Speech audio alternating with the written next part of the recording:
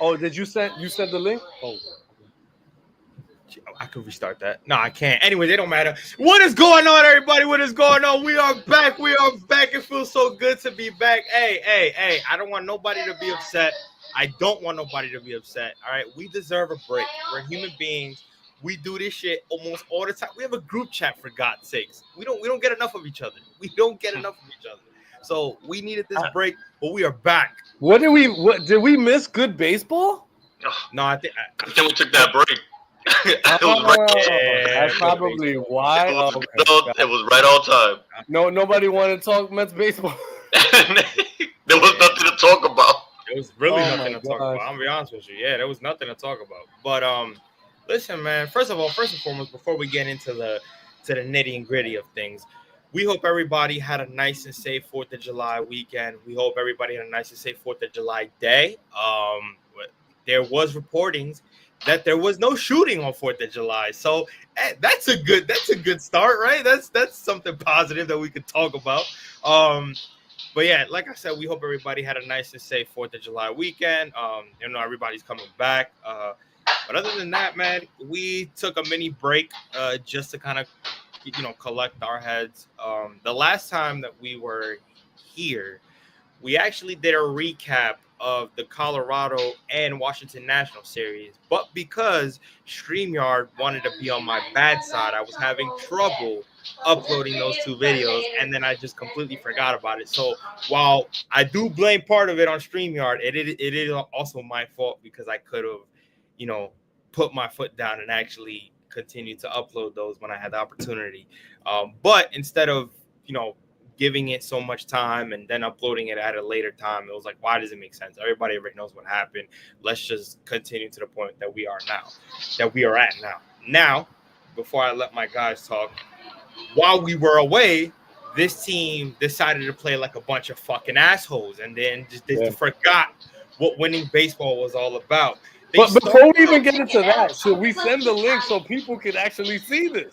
Yes, yes. I'm sorry. Let's do it. I got excited because I miss my guys, man. I miss my guys. They didn't miss me, but I missed them. They took up rust, bro. They took up the rust, man. You playing like the Mets, man. You were playing like the Mets back then, man. I saw AP on the third game against Milwaukee on Thursday, and he looked at me. He just said, "You disgusting." Like AP didn't want to see my face. He was just like, "Yo, I get it. I've been." Are you recording this? Yes, recorded. Yes. This is being recorded. Yes, but with that being said, let's get the link sent. Let's make sure everything is up, so everybody has access to the YouTube, has access to see us on whatever.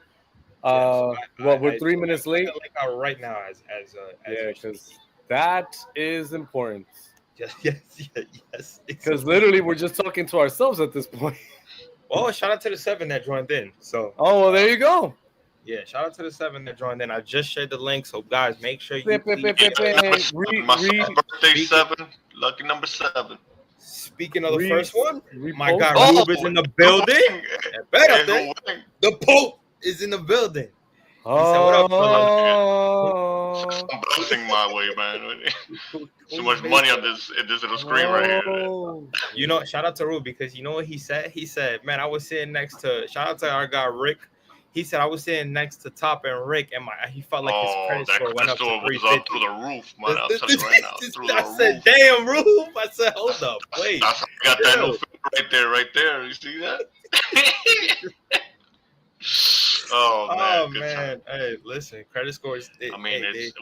When the Mets went to two back-to-back series, you feeling all good after that misery stretch that we had. Right. What was it? That 3-17.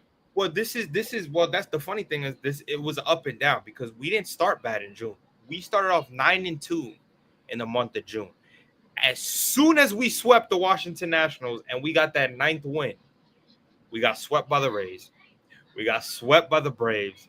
We came back. Actually, no. What did we do after that? We went to Philadelphia, lost 2 out of 3 from Philadelphia to come back to play the Braves to tie the series. We kind of split there, though. That's when we're turning a little bit. Right. And you thought, because remember, we lost the first 2 games, we won the second 2, and you thought in that very moment, okay, hold up, they're getting out the funk. for what the hell did we think about that? They went straight to Pittsburgh and said, we're just going to continue. That was the most garbage series I've ever seen in my life. If I can speak frankly with you guys, if there was Men in Black, like one of those memory eraser shits, I would have completely blacked out June. Yeah. Well, hey, you guys gotta understand, the June swoon is real, bro. Like, that's not a myth. It's at this point, it's not a myth. It's a real thing. Like, but it is what it is, man. The Mets are like that. You switch to July, all of a sudden they started winning series again. They you see how we say the gay Mets? That shit's real, man. They don't like the gay Mets. They don't like the gay Mets. They're not. We came back just to get canceled, ladies and gentlemen. Not this year. We just got richer because Rick. Well, if you're not getting canceled, you're not doing nothing right. So that's not the way it works. I guess you're right. But yeah, no, June was black. It was horrible. I didn't really understand. We just got richer, boys. We just got richer. Yeah, I just got an alert on my phone. I just got an alert on my phone. My credit score just went up like 3 points. Shout out to Rick for that. Shout out to Rick, yo. Ricky! Look, when you buy, I got the dollar sign. Shout out to the motherfuckers who buy houses on the regular, man. That's a win. That's a win in my book. Anyway, so we should get Rick should definitely invest in this podcast. Maybe we get more shows out. Rick, there we go. Hey, you got the money, right? I say, hey, you got the money, bro. You might as well just help us out with the 7 Express Pod. But just give us some grants. But nah, man. July sucked. July sucked for the most part. June. Oh, sorry. Yeah. Let me not get ahead of myself. Yeah, don't get ahead. Wow, if that's a bad omen. Nah, June really sucked. It looked like it was getting off to, and you know what? For as much as it sucked, it looked like it could have ended at least us at 500 during the month. But you know, Roberto Clemente came back and played for Pittsburgh apparently, and then we just got walloped out there. It was a really bad stretch of games that really put, and it was exacerbated by all the injuries that we got. I have never seen plethora of, see how educated I am? I'm throwing all these SAT words at you. I have not seen all of these injuries all at the same time. It's like one after another. I mean, Alonso breaking people's hamstrings, and after that, it was just straight down to hell. I was like, holy crap! I mean, and then you're talking about the unexpected ones with Daniel Nunez, Jose Budo. But let's go back. That was unexpected. The Nunez one though. We've been seeing this since last year, bro. There was something up that kept babying him, and there was something up. I mean, I'm grateful that he pitched a little bit for us, but I knew there was something. But they talked about it, Chris, and that's what frustrates the crap out of me. Because if kids are listening, whatever, I get really annoyed with the fact that we heard like, yo, Tommy John is on the table, but he wants to take these injections to the elbow, whatever, and he'll just take it easy. Yo, whenever Tommy John is on the table, you could give injections, you could do as much as you want, but that's a temporary thing, and you know you're eventually gonna have surgery. If you would have had it last year, he could have possibly have been on the way to recovery and been coming in at the end of the year, and he could have been a force for us at the end of the year. Now he's gonna miss this year entirely. He's gonna miss next year, parts of it at least. I mean, it's just idiotic. He did nothing for us this year at all. So he missed this entire year really and did nothing. So it was a complete bust. Like, he might as well have just been out.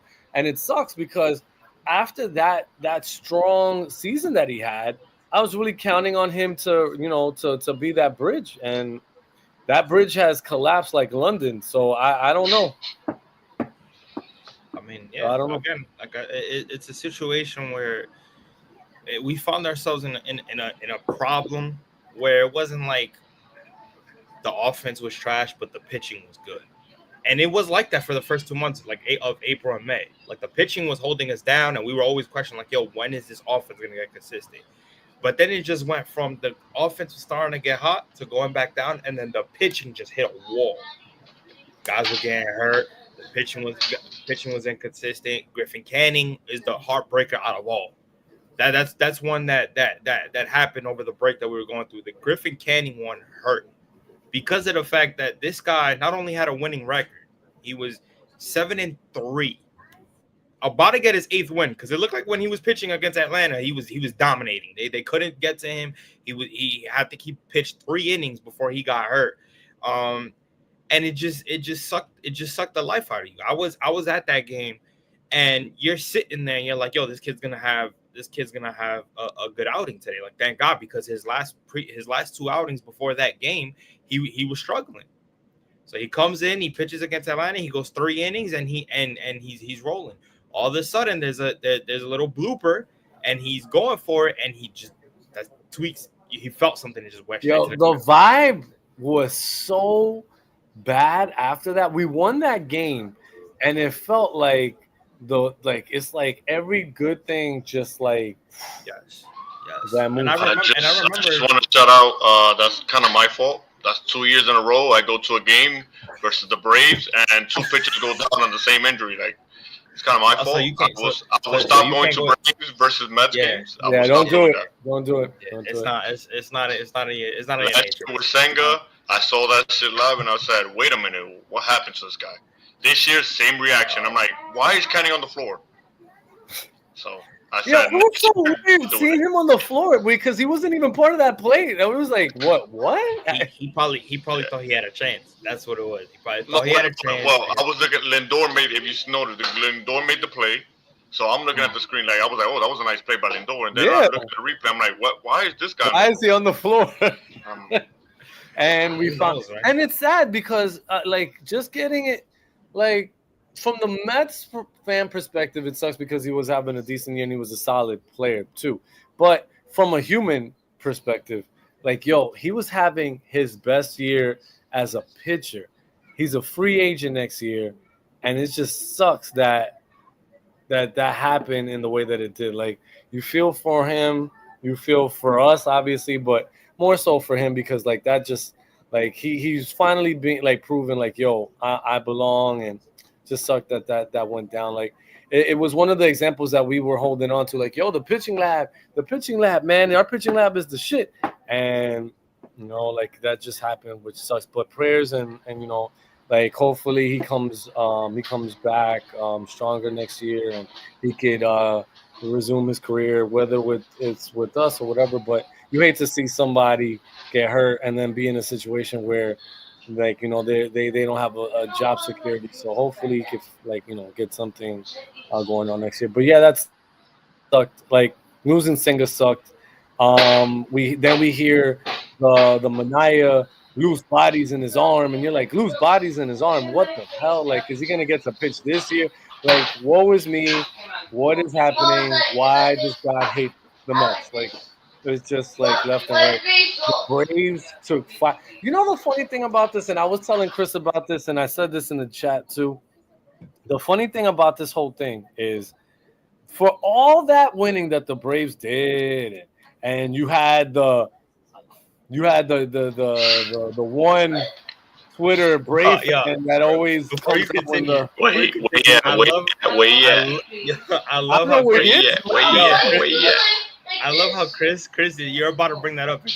This is Chris. Chris went from he got the little. Because listen.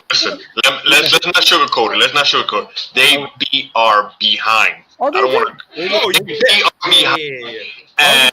And we all had the same mentality in our mind. Oh, these guys are about to turn it around. Acuna's gonna go off. Blah blah blah. And all they did was go to 10 games close, and now they're back to 13 and a half. And they lost another pitcher. That's what I was getting to, Chris. They won 5. They won 5 in a row.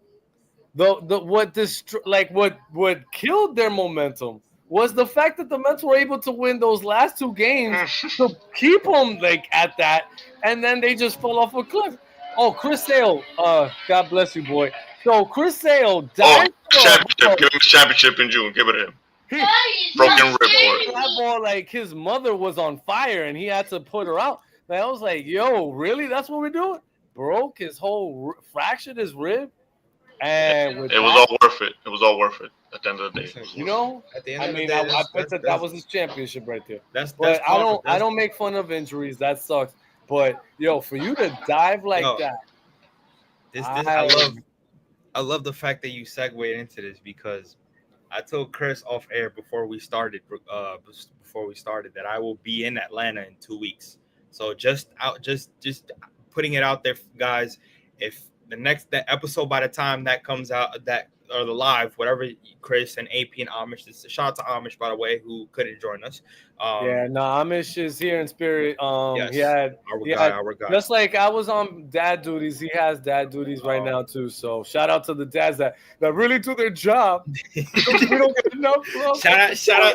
Shout out to the dads that don't go get milk and never come back. Anyways, hey, what you be watching, bro? it's just So the reason why I'm glad they segue into the Atlanta thing is because in 2 weeks, like I said, I will be in Atlanta.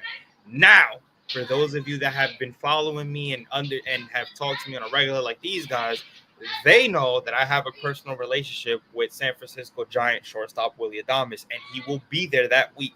So I will be in Truist Park to go watch him play against the Braves, and I cannot wait to walk in there and smell the air of defeat, of the disgust that is in that stadium. It's gonna smell like cousin love. Like hey, for all the shit that they've been talking, all the pom poms, all the chest pumping.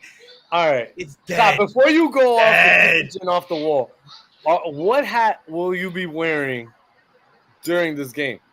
Top Bunk Sports. What are you? You're gonna be wearing a Top Bunk Sports hat.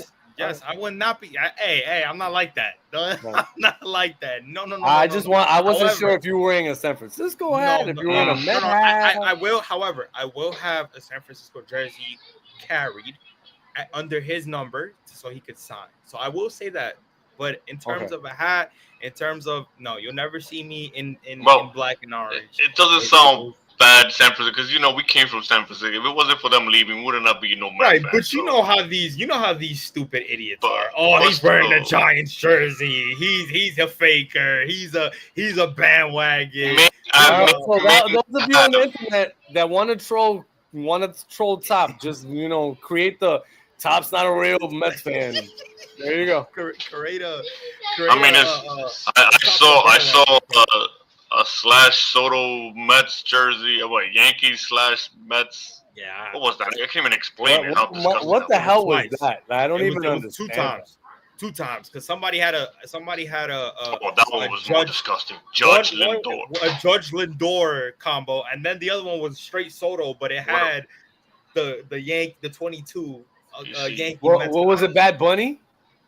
No. I mean, I would understand it was a Bad Bunny because he's trying to play neutral and all this stuff, but you can't do that as a matter. You can never do that. Never. That's like once you do that, you're not a Met fan. I'm sorry. Here's another one. Y'all want to see even a more disgusting combo?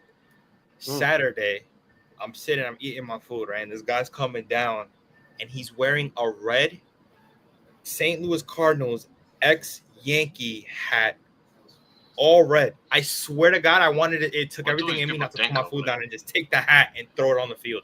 I wanted to. That's nasty. That's a nasty combo. Like, come on, bro. That's disgusting.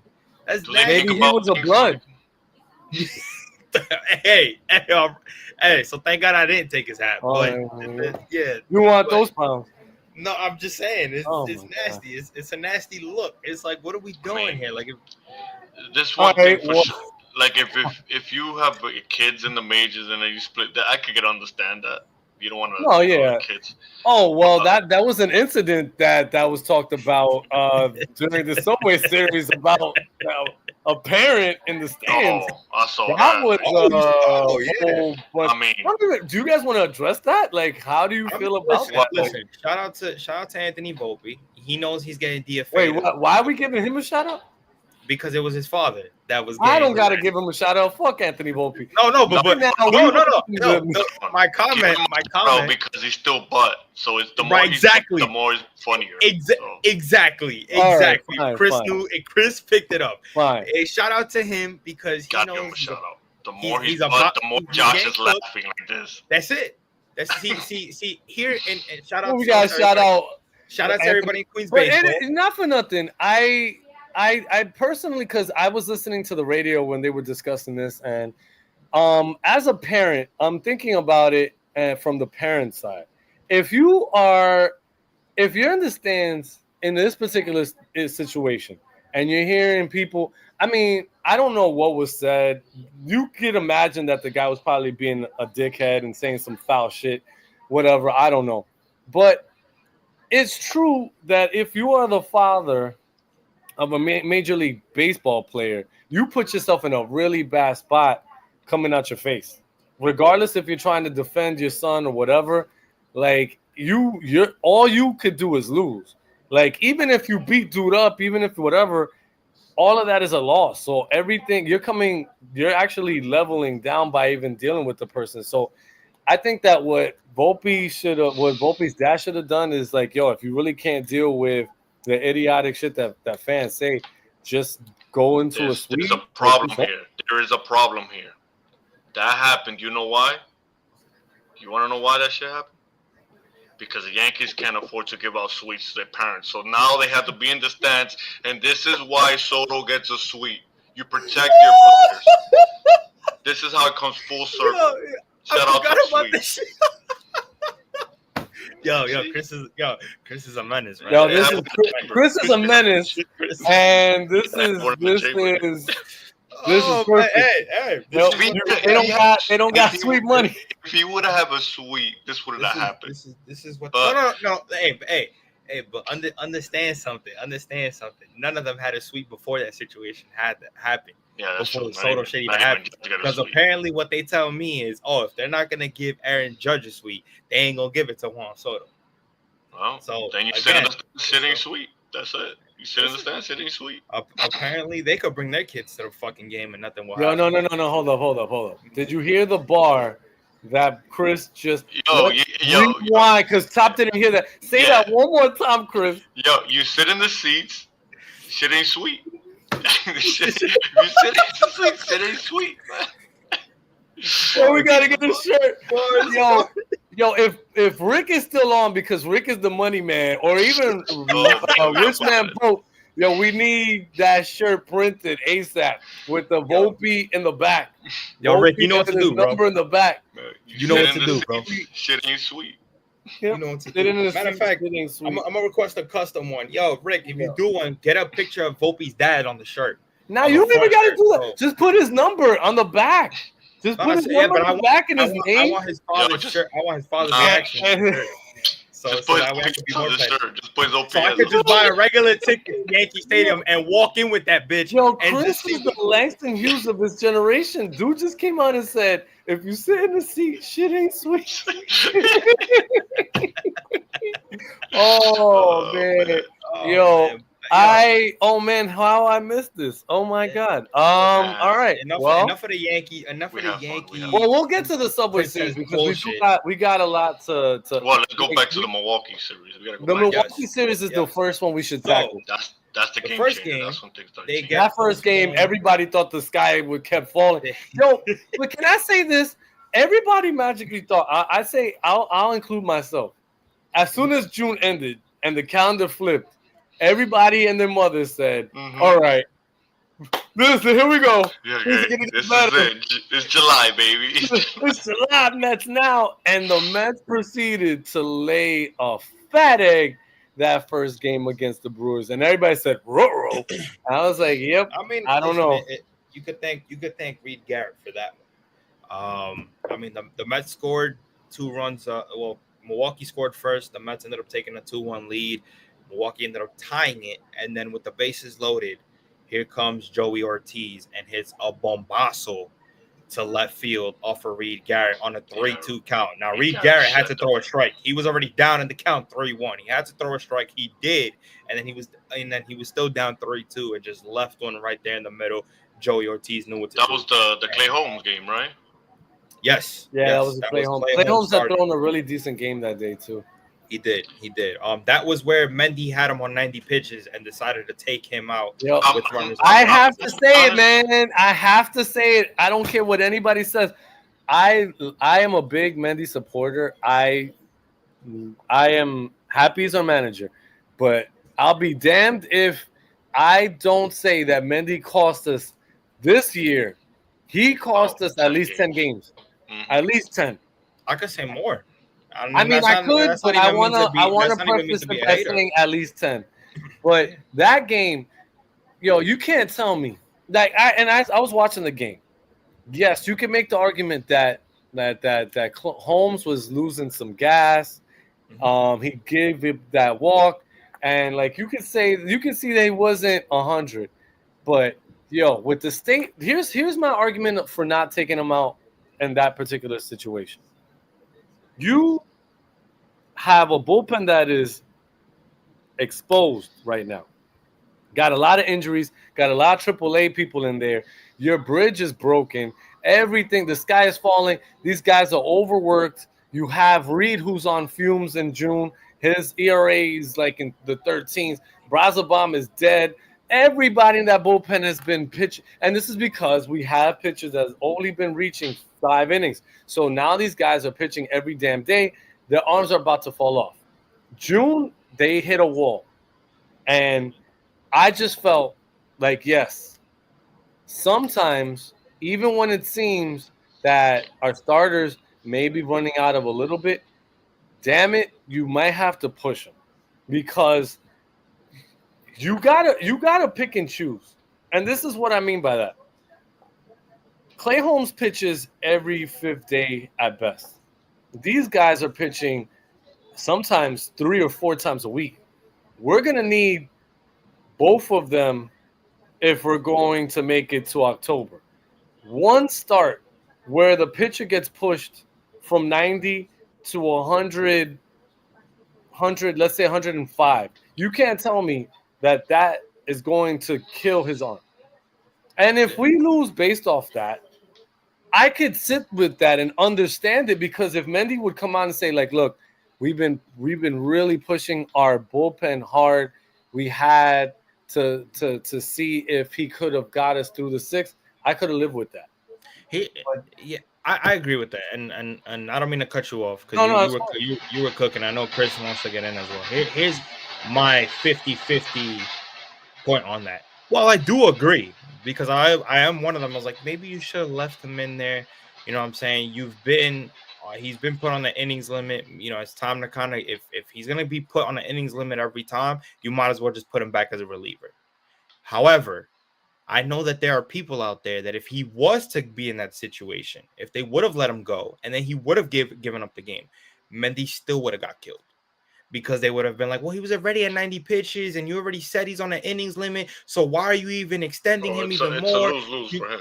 It's a lose-lose situation, which is why I really was I upset that he didn't let him go? Yes, because I personally know that he doesn't need to be on the innings limit. However, there are other fans that are going by that, and if he would have went further, they would have killed them if he would have given up the game. That's why I really wasn't crashing out. There were so many people crashing out. I'm just like, you guys have to understand. They've been having this guy on the innings limit since he's became a starter for the Mets. He's just not going to force him out there even more. Now, if he does, cool. You know what I'm saying? Because you need your starters to give a little extra. But I kind of understand why he did it too. Now, at the same time, Reed Garrett has, even though he's been struggling, he's still one of your best arms in the pen. Reed Garrett's got to get in there and finish the job, whether you like it or not. And I understand everybody's not going to be perfect. I said that with Stanek.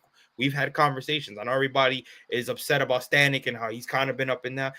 Stanek has to finish the job just as well. You throw 99 to 100. At some point you got to get the job done. Reed Garrett has to get the job done. You know what I'm saying? There's no excuse for it. So at the end of the day, it's a lose-lose for Mendy. I feel bad for the guy. While I do feel bad for him, you still got to hold him accountable, because there has been some boneheaded decisions that he has made throughout the couple months that it's like, all right, Mendy, you weren't doing this last year. What's going on? So, yeah, I mean, the only thing I would like for Clay Holmes to pitch at least one more batter, because he's a ground ball pitcher, and he already had a man on first. So the odds of him getting a ground ball was high, because he already had I think he already had 9 ground balls that whole game. Like, he was getting ground ball after ground ball after ground. So I was like, I'll take my chances with one more batter.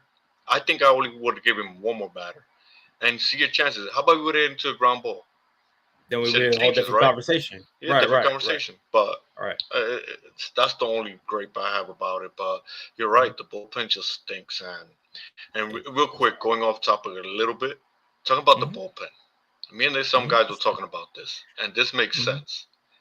I think, and we think, some of the guys like Josh, Keith, and some other guys, that Clay Holmes is going to do the Peterson route, and when the playoff hits, they might put him back in the bullpen for the playoffs.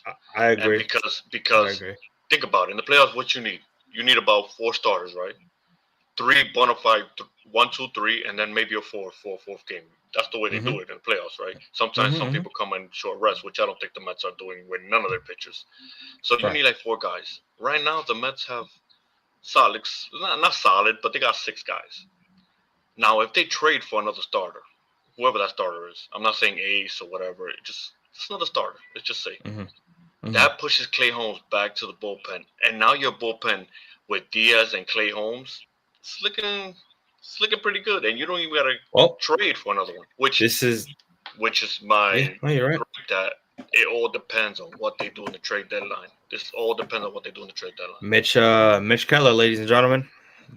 After that report came out, my antennas went up. Now, granted, I understand that you have to give up Ronnie in that situation.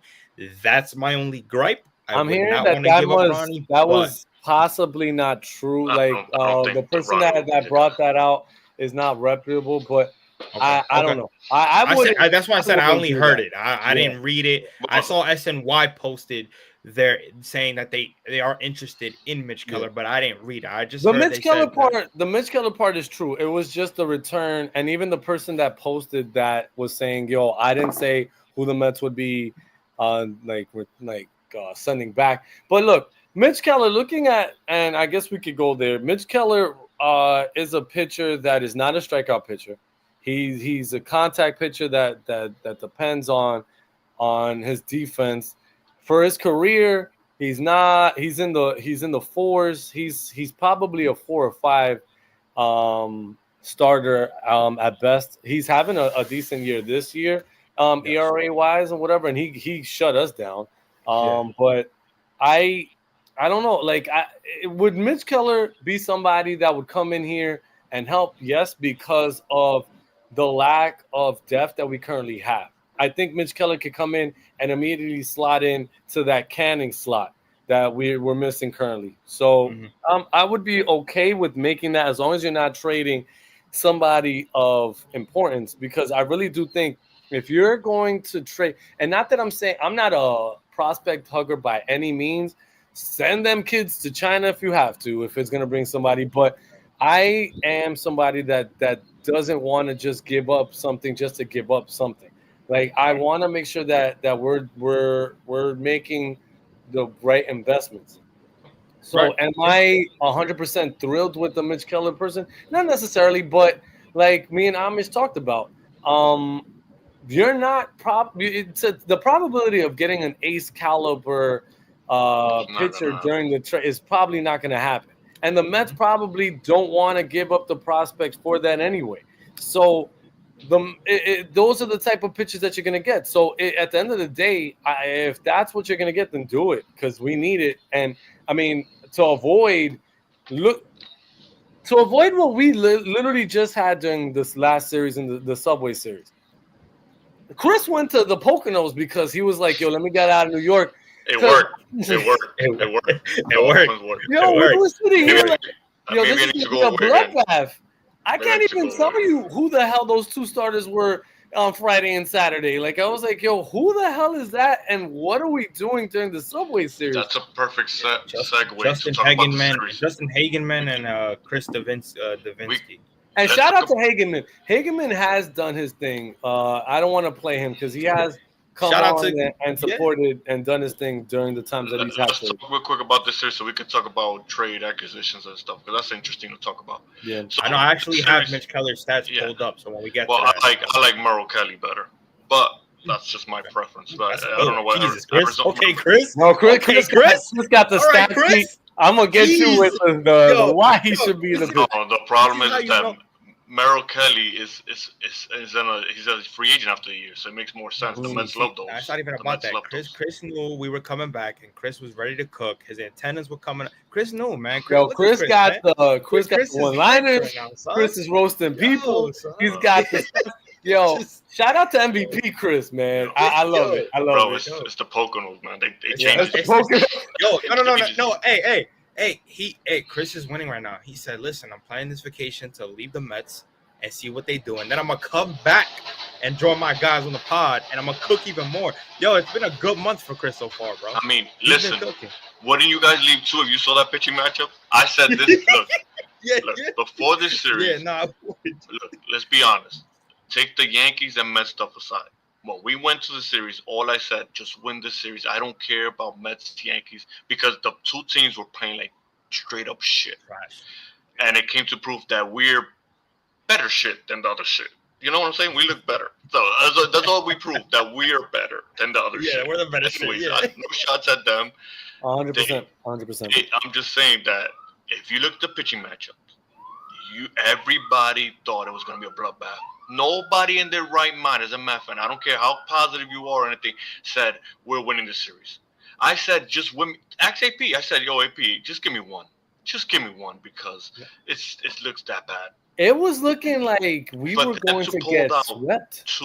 For them to pull out two out there, you know what? For them to pull out two, and especially the first one, McNeil. The guy that we all, and I'm raising my hand. I'm sorry, McNeil. I'm sorry. I was the one that told you to trade. No, don't trade that man.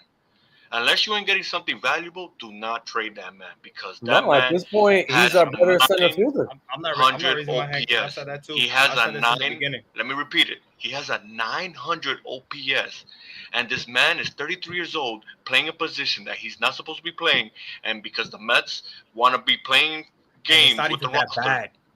And he's not even playing center field that bad. He's not playing that bad. But let's be honest, he cannot be out there. No. Well, I went to the game. He can't, but you want to know something? It could have been worse.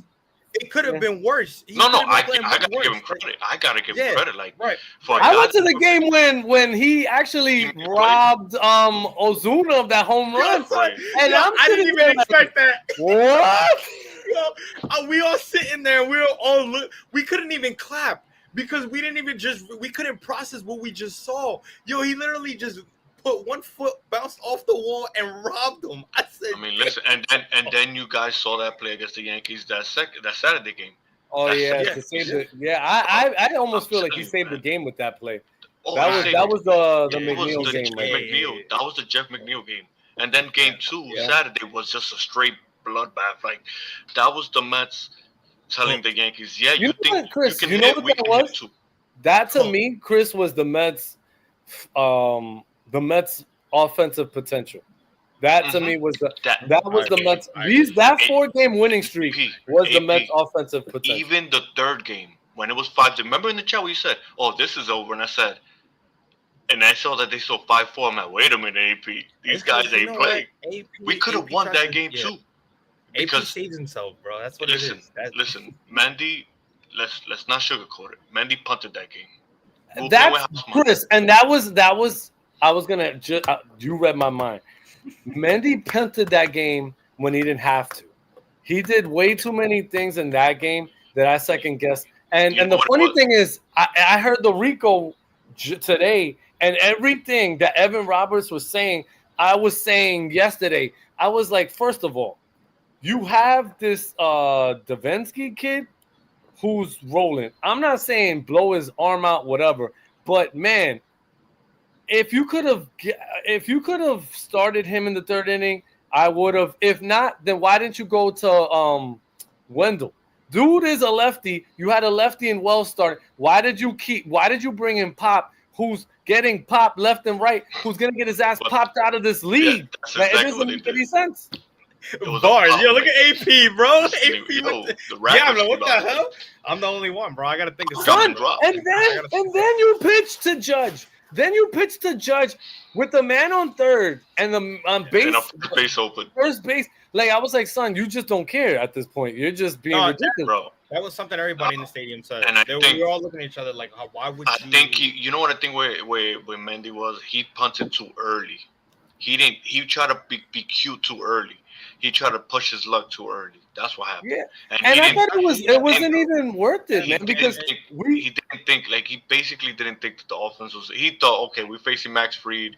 They already got 2 runs on us. This 3-zip. Like he didn't give his offense a chance, and credit to the offense. 100%. My issue with that, Chris, is exactly what you said. 100%. I agree with 100%.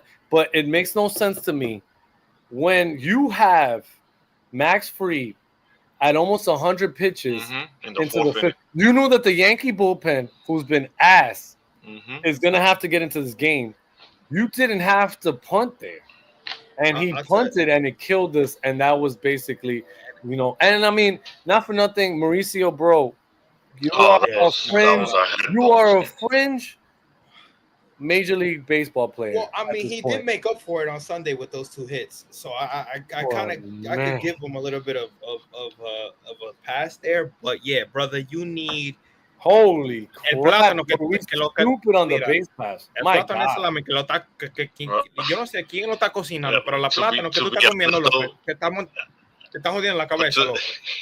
But to be honest, though, if you look at that throw from a different angle, it looked like Jazz Chisholm threw that shit to the stands. He did. He threw that shit to the stands. Right.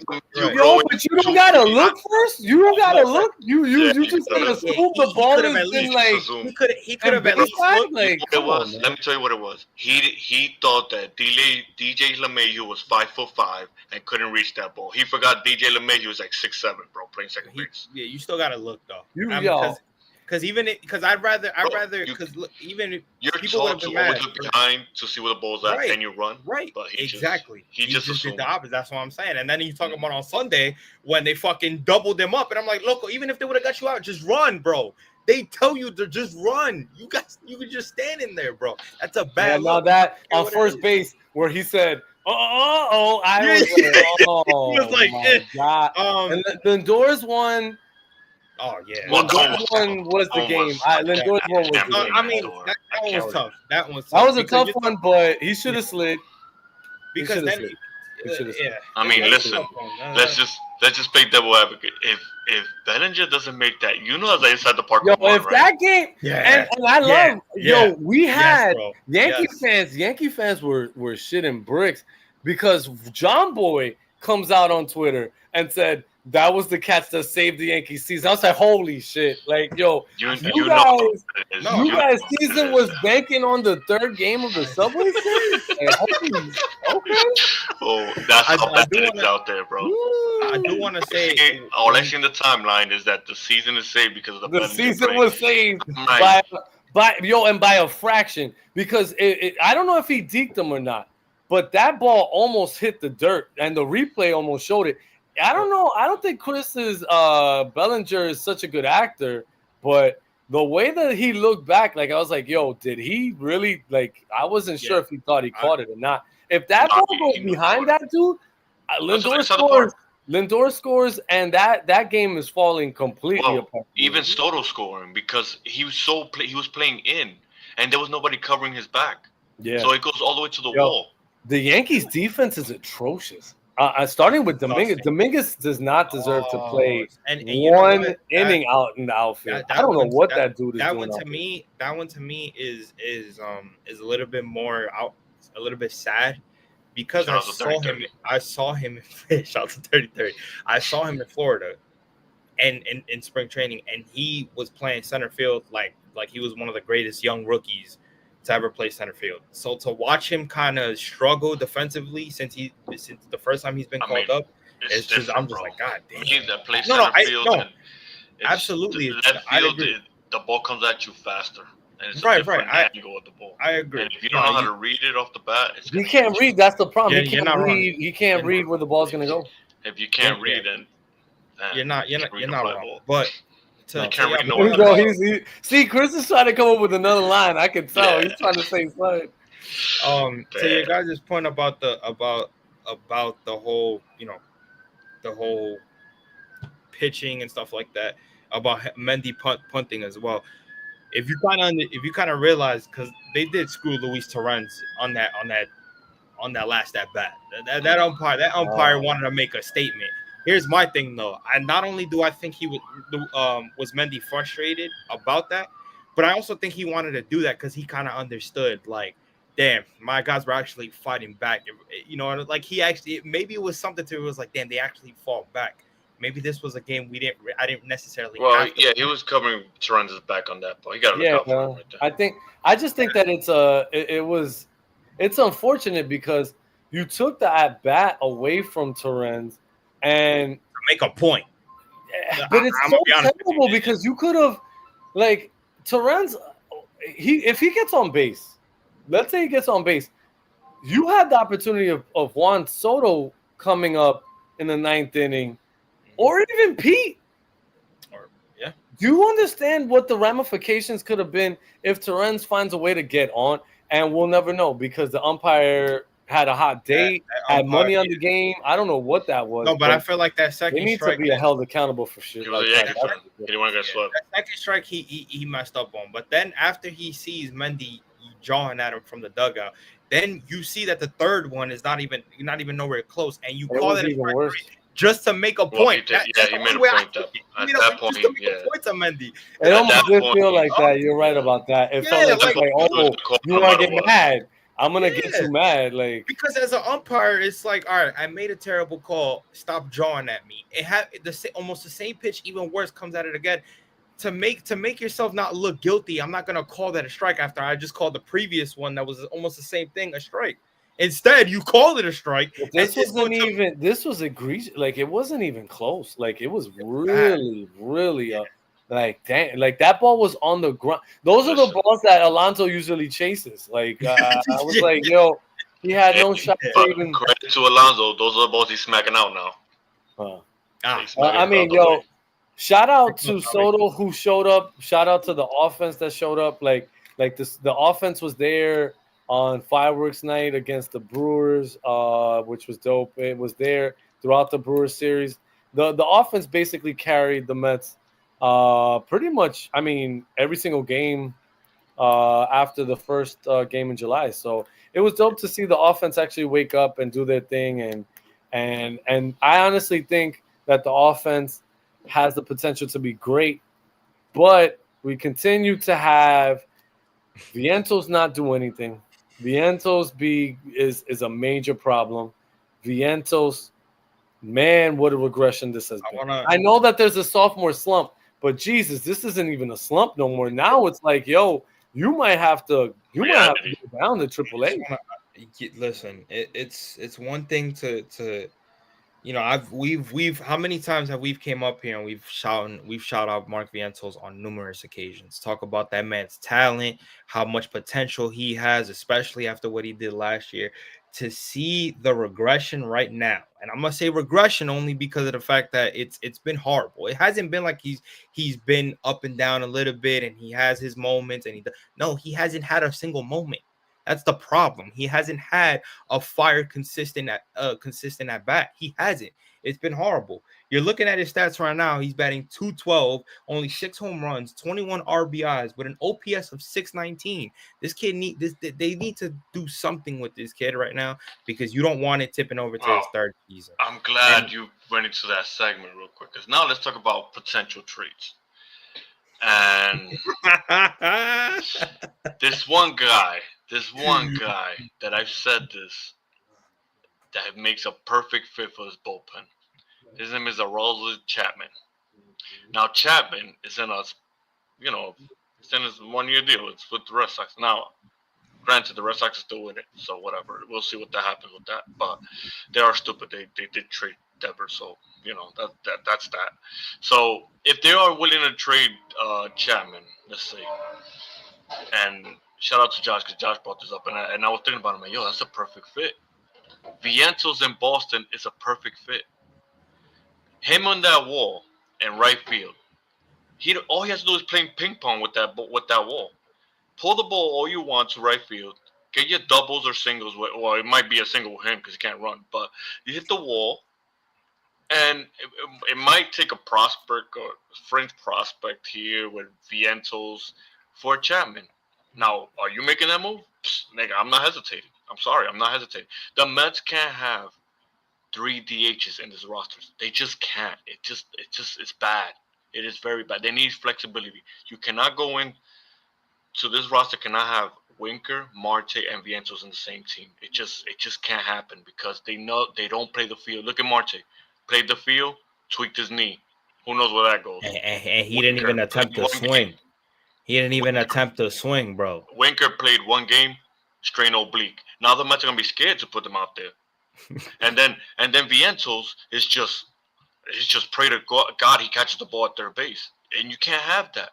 You cannot have that in your team. Why are you gonna have a guy that can't play the position, that you scared that they're gonna hit it to him, when you have two guys that play the position very well and way more athletic, and right now are hitting better than him? So it's just I don't want to shit on Vientos because Vientos he carried us last year, no doubt about it. He carried us last year.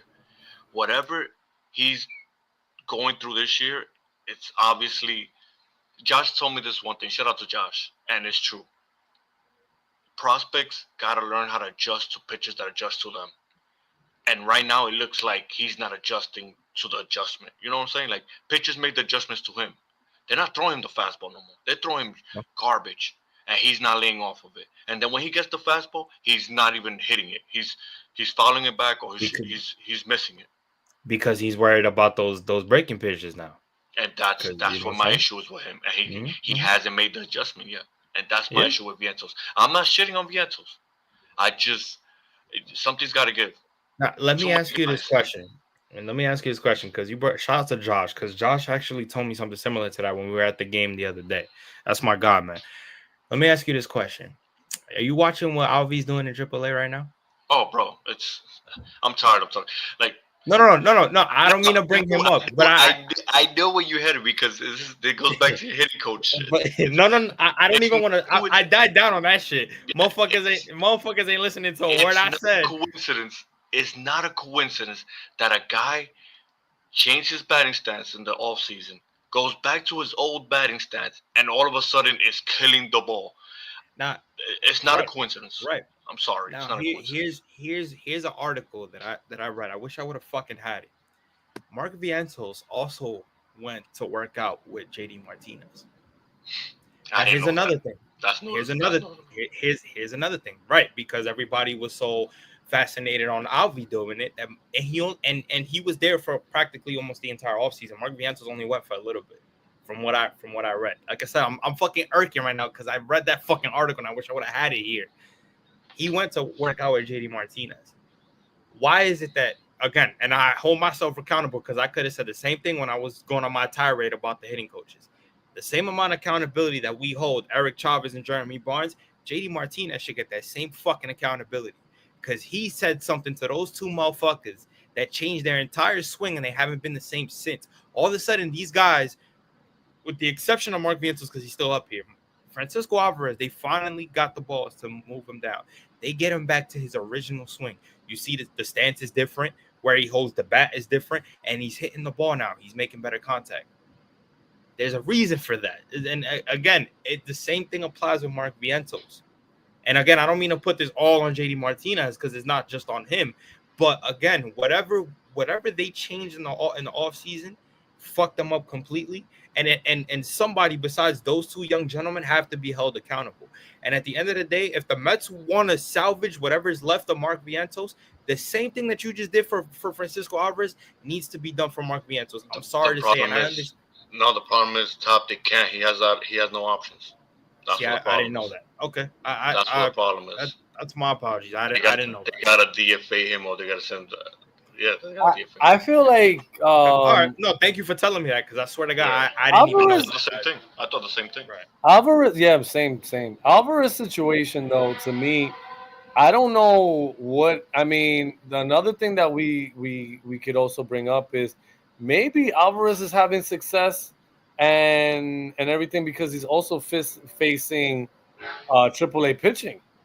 and not facing major league pitching. I don't know. I don't think he's catching up to those fastballs up here. That could be too, but I also don't find it. I find it very funny how Eric Chavez is getting at the kid for not hitting, for changing his approach, and then all of a sudden he goes down to fucking AAA and he's back to his regular self.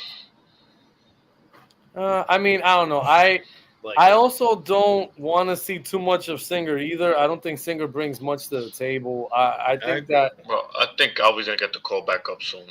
Yeah, I think Alvy should get the call back up, but I don't think he should start. Call me crazy, but I don't think he should start. No, not yet. Not yet. I think that as bad as Torrens has been, I understand Torrens hasn't been great either. But I'm gonna be honest.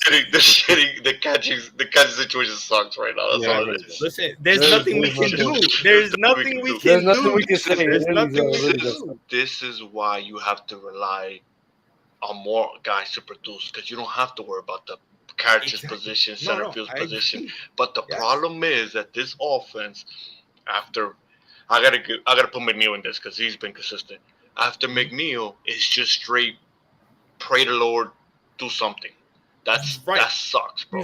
You need to have to have one more guy in there to have some consistency in there. And right now, the position. That's why Vientos sucks so much right now. Mm-hmm. Right. So here's my question. If there's one trade that you need to make to go get a guy to fit in that bottom of the lineup to change shit up, who would that be? If we want to talk about trades, and you have to help the bottom of the lineup before it gets even worse. I got a couple for you. Want to hear my dream one, and then no? Tell me the dream. Tell me the dream, and then the realistic. Tell me the dream, and then the realistic. My dream one is I'm with Edge on this one. Brian Buxton. You bring me Brooks, nigga. I was just gonna say that. Now you bring down McNeil to number 7, 8. Look, bro, you cooking good gas. Right? Exactly. But the realistic, let's be honest, is probably a Cedric Mullins. That's what we're looking at. Oh no, that is a realistic one. No, but look, let's stick with Baltimore because Baltimore could be a realistic trade partner. Okay. Could we not make a trade with Baltimore that would kill two birds with one stone?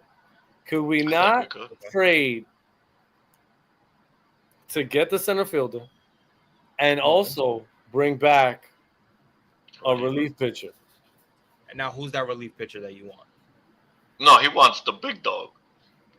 Yeah, he wants a dream scenario. He's dreaming right now too. Okay, or we could get the 8th inning guy, whatever. But can we not shoot for Baltimore right now? Needs to reload. They're not going anywhere this year. So, if we could do me a favor, AP. I mean, top whoever got time. Check Batista's contract. I got you. Batista's contract. Okay. I got you. Matter of fact, because I know that's the guy you want. I know that's the guy you want. I mean, look, I'd be cool with Cano. I'd be cool with Cano is realistic. You know why Cano is realistic? Because they just sent him down to AAA. Yeah, I'd be cool with even bringing Cano. I think Cano could do a lot of. Cano's been a reliable reliever. I think that the dude could be special. So I think that he'd be good to come out here. I mean, but Batista would be obviously who. All right. So as of right now, it says he is on a 2-year, $2 million contract. Yes, his current role is obviously. Isn't that perfect? Nah, they're not trading. Come on, man. 2 years, $2 million. They'll be dumb to trade him. With I think he has. It says he has he has 3 options if they gotta move him down. It doesn't say if he has any options after within the 2 years. So he doesn't have no options. And he's on a contract. It says contract extension. So yeah, they extended it. I remember he signed a contract. I remember. That's on Maxing. Yeah. Cano is the realistic one. I think that would be Baltimore would be a place where I think that the Mets could maybe make a bigger trade. Boston is right now 2.5 games out of the wild card. I don't know how willing they're going to be to trade by the end of it. But obviously a Duran-Chapman trade would be intriguing if they're willing to do it. I just don't know where Boston is. And I don't know if you could even go to Alex Cora right now and tell him, look, we're trading your pieces. what's that going to do to that team? Because I mean, I don't know if Cora would just be like, I'm done. So I don't know what that team is. The Cano thing is kind of pretty interesting too, because he's on a 1 year contract pre-arbitration, and they're paying him. Hey man, I like I said, I think Cano would be a perfect. I think he's not even getting paid that much. He's getting paid pennies. The Cano one makes sense because if I'm not mistaken, he's pitching AAA right now. He's having a horrible season. Yeah, he's not having a great year. So I just banking on just change the scenery and. You know, and honestly, it would almost be like a throw-in at this point because he's not, you know, I don't think people are like running to get him this year, but I would love to just based off what he's done. Now, I told you the Boston one. The last one that I got would be going to Cleveland and getting Emmanuel Classic, and I think that he would. Again, he's not having the greatest season, but dude has a track record, and I think if you put him in the 8th, and he's also Diaz insurance. Well, you can take turns. That Diaz doesn't pitch, and if Diaz leaves, so I don't know. There's a lot of things there, but that's where I'm looking at. I want strong relief. You've looked at playoff teams, and playoff teams have strong pens, and I think that's where the Mets got to go. Am I allowed to get Stephen Kwan in that deal? At least. No, you sound like a Yankee fan. Hey, listen, I've seen people talk about they could get that there's possibility that the Mets could trade for Jose Ramirez, and I'm like, that's not even possible. They're not gonna trade for him. They're not gonna trade him. They're not gonna trade him. I'm not even entertaining that talk. That's wild. I'm just saying. Anyways, at least it doesn't make my Stephen Kwan possibility look that crazy. Because Jesus, can Jose? I don't even want to talk about. Thought about it for 2 seconds. He was nah. The one guy that when we were struggling, and this was because we were struggling. Now I'm not gonna go back and say, because we scored so many runs, now the offense go back to normal. If the one guy that makes perfect sense for the Mets, and he made perfect sense 2 years ago. And shout out to Keith for this. He's been clamoring Josh for this guy. Suarez. Suarez was the perfect guy for this Mets team. Now I know Still is. I know that the Yankees, they're interested in him. They probably had needed more of a third baseman than we do because we got 3, but we don't even know if they're really third baseman. But whatever, we have 3. But that makes it more intriguing for Arizona because they're gonna lose that third. He's a free agent after this year. He's 36 years old. Chris, why do I feel like you want to make a big trade with Arizona? It feels like you want to trade really big. You know what? Look at the standings. They suck. And they keep getting hurt. So I know they're gonna sell. They have. So you want to do a Suarez and Kelly trade? No, yeah, I'll do. That was my perfect. Listen, if the Mets can package a Suarez and Kelly trade, I'm good. I'll give it to you. And of course, some relievers.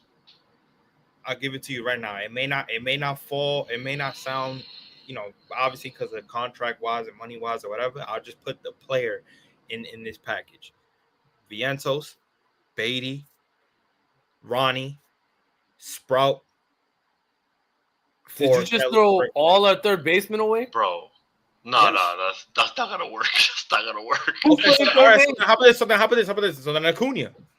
Okay, fine. Okay, look, I'll put Acuna in there. I think that sounds more realistic. All right, so yeah, Beatty, Vientos, Acuna, a pitcher because they're gonna want. I don't think two of those guys will go in the same deal.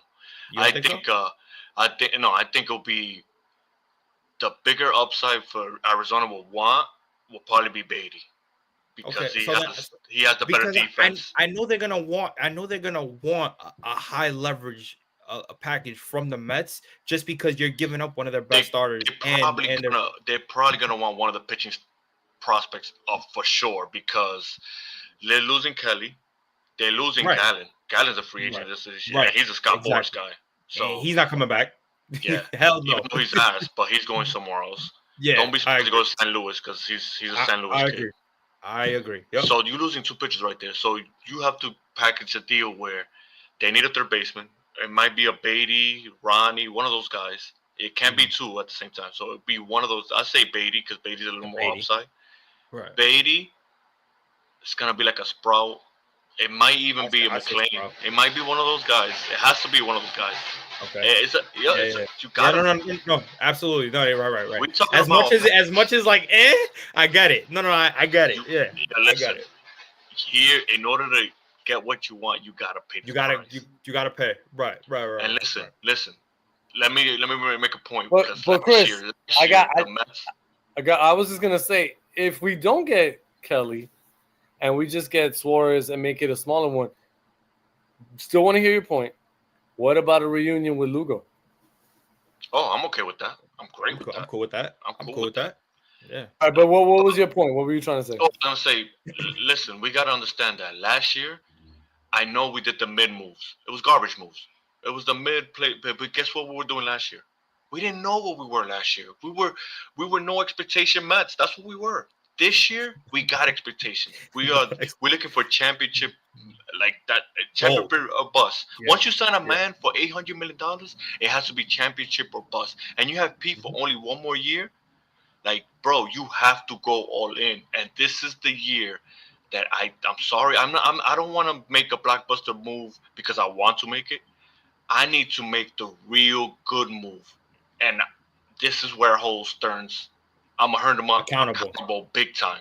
Because if he does another shitty mid shit, I'm gonna be very disappointed.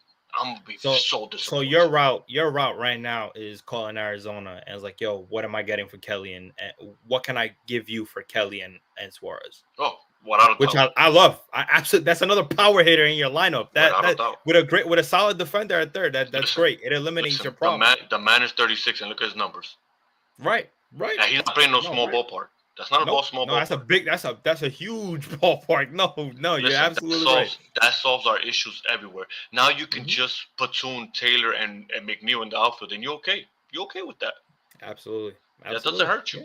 Yeah. I mean, I think that all these trades to me make me excited for this trade deadline because I think that the possibility. As a matter of fact, now that I'm thinking about it, we should probably do a trade deadline show. Well, I would if we get it. That's all dope. I would love to do that. Do a whole 6 hours live. You'll see my kids running around. I mean, you see Dogman up above, so I mean, do it. I would do it. I'd do it in a heartbeat. But I will say this though: if we do it, I better get more than 147 people in that live. If we do it. We got 147. Tell your kitties, tell your wife. When is the trade deadline again? It's July 31st, right? Oh, yeah, but what day? What day of the week? Let me check right now. That's on a Thursday. Sounds interesting. On a Thursday. I can't be the whole. Chris gonna be doing it live from his workplace. Yo, we just traded for this. Oh yeah, but I do think a reunion with Steph Lugo wouldn't be a bad idea. I don't think it's gonna cost a lot. Honestly, let me take that back. It probably will cost a lot, but I don't think it'll cost a lot because I really don't have high hopes for any of these guys. So whatever, get rid of them all. I'm not a prospect hugger at all. I love Suarez. I've always thought he was a good, since Cincinnati, I thought he should have been a Met. I really think that he would be a difference maker in this lineup. And I think this is the thing. I'm not even saying this because I'm desperate to win a championship. I just look at the window that the Mets have with, let's say, a Lindor. Lindor is only getting older. Alonso's a free agent. You don't know how long you're going to have the team as it's constituted. And you have one of, if not, no, I'm not going to say the best, but one of the best. I would say at least 1 through, let's say 4, because I'll put Nimmo. Nimmo's a strong player when he's on. If you could get that man's numbers, somebody check that man's numbers. He's it right now. When he gets on, I love it. He's stretching up the lineup. But my thing is, number 5 in this lineup has been killing us. We have the number 5 slot comes up way too many times with people on base, and nothing is happening. We need somebody that's going to come in and put pressure. Vientos isn't getting it done, and I don't think that the Mets could afford to go into a long stretch continuously with an inconsistent offense. I really do think that this year the Mets are gonna have to take a real page out of what the Dodgers did and stretch out that lineup as long as you can to make it almost like, damn, how do we get these guys out?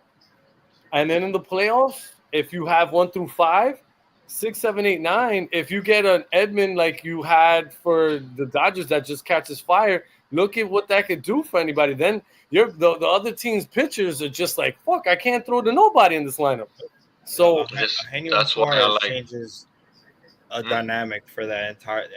Eugenio Suarez changes a dynamic. If you just look at his stats right now, first of all, this guy's 36, like Chris said. I don't think there's another 36-year-old player that's doing what he's doing. No 36-year-old. Now you just look at his stats. He's batting .252. He's fourth in the league with home runs. He has 28 home runs. He's tied for fourth place in RBIs with 73. And we're just touching July. I just want people to understand that. And then he's 14th in OPS with a .881 OPS. He's 14th. And like I said, we're only touching July. We're just touching July. Like, he's been on a mission. And again, it's the best. It's the best mission you could be on right now. The thing that scares me is that, like I said, Darren scares me because we haven't seen him be this aggressive, and that scares me because I don't know what he's gonna do. And look, how many things have the Mets done that's the simple, logical move, and they do the whole 380 on you?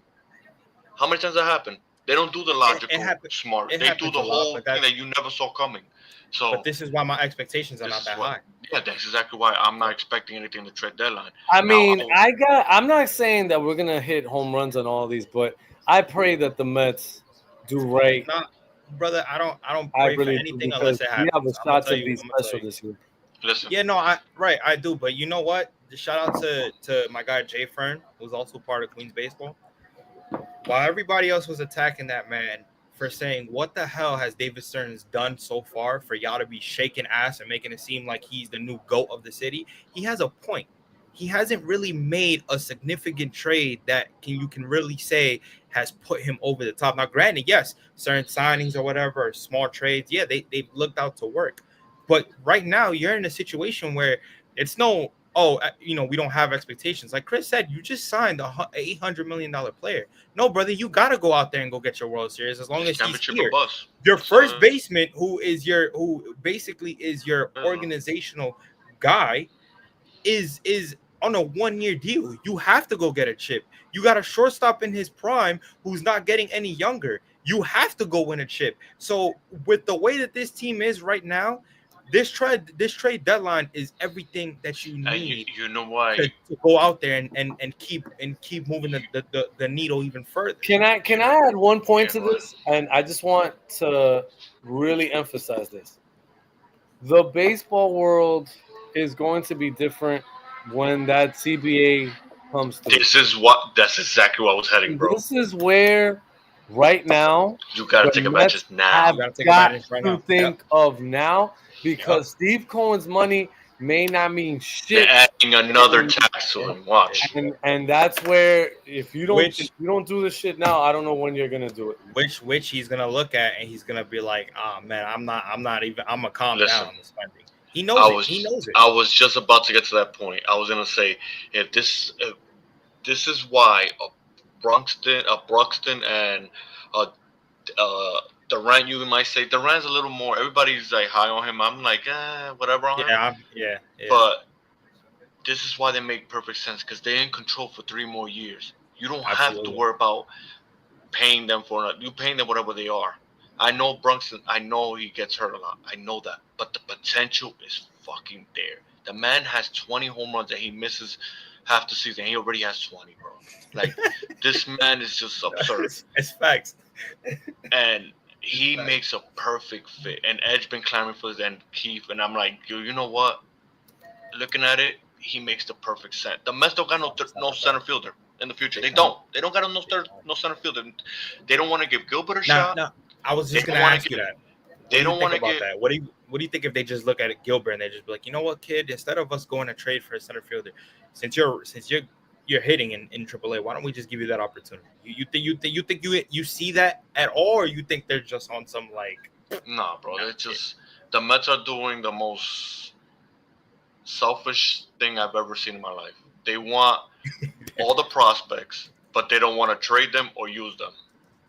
So what? I don't know what they're doing. I don't know. I don't know if Stones knows. I don't know. He don't want to use them for spot starts, but then he wants to use 3 AAA guys that nobody knows about. Yo, Chris, I don't want to get mad. I was trying to be we could keep going on and on about that, because that when he came out and said that shit, it took everything in me not to just throw my phone, bro. Because it's like, bro, you don't have pitching. You understand the baseball logic of it because you are having 2 guys coming back, but you can't bank on that. You gotta win games in front of you. Exactly. You gotta try to win games in front of you. Exactly. No, I hear you. I don't like throwing away a game. You know what Milwaukee did? I don't like throwing the game now. I don't like throwing the game. And then in September, when you're like, "Oh, you're down a game," and then you start thinking about like, "Damn, well, we had an opportunity." Exactly. But fellas, this conversation, this was a really good conversation that we had the entire show. Before we head out, I just want to give out the previews for this coming week before we head into the All-Star break, which should be a fun one. Shout out to Edwin Diaz. Shout out to Francisco Lindor. Finally becoming an All-Star as a New York Met. In Atlanta, where he's basically put his foot down on and said, yo, yeah. Soto got robbed, by the way. Soto got robbed, but he's going to be in it because Carroll's not going to play. I just thank you for bringing that up. I just want to put one little thing before we end it off.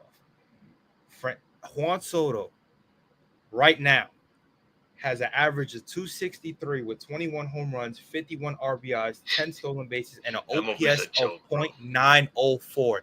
Meanwhile, and I respect this kid. He's one of the best players in the league. Fernando Tatis Jr. has an average of 258 with 15 home runs, 38 RBIs, 18 stolen bases, and an OPS of .788. Y'all are disgusting. The MLB should be embarrassed for that shit happening.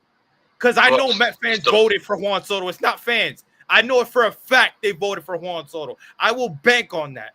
That is disgusting to me. Now this man, again, he could go have his vacation, clear out, reset, so that he could come back in the second half and dominate. But that is nasty. When these guys play for the All-Star game, it's not only to feel good about their first half season accomplishments, but it's also to represent the organization, to make the city proud. You want to feel more disgusting? Do yourself a favor and read Julio Rodriguez's numbers real quick. Let me go do that. Let me go do that. Since we're, let me go do that. Because you think that his numbers is ugly? Let me go do that. He's an all-star right now. I'm gonna go do that right now. Julio Rodriguez is an all-star. I think he's starting right now. 247 average with 11 home runs, 43 RBIs, only 15 stolen bases, and an OPS of 6.95. This is egregious, brother. Oh my! And with that, we hit our notes. That tells you that fan voting is a piece of shit.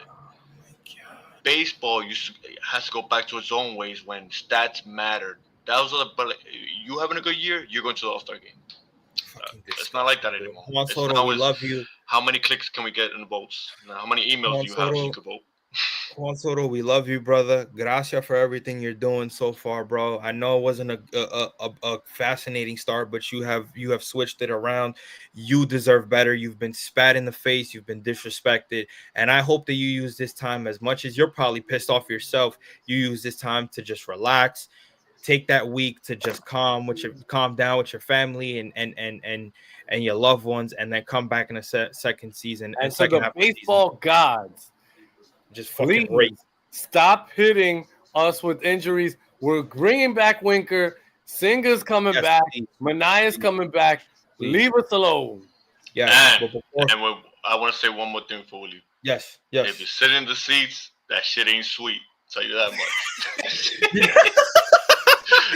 Before we wrap it up here, just so for those who don't know, we got a 6-game road trip, 3 in Baltimore, and then 3 in Kansas City. Like I said before, we head into the All-Star break, and then we come back to play 6 at home between Cincinnati and the LA Angels. So that those are your games coming up. Fellas, any last words before we wrap up here? Nope. I see next time we get on the live.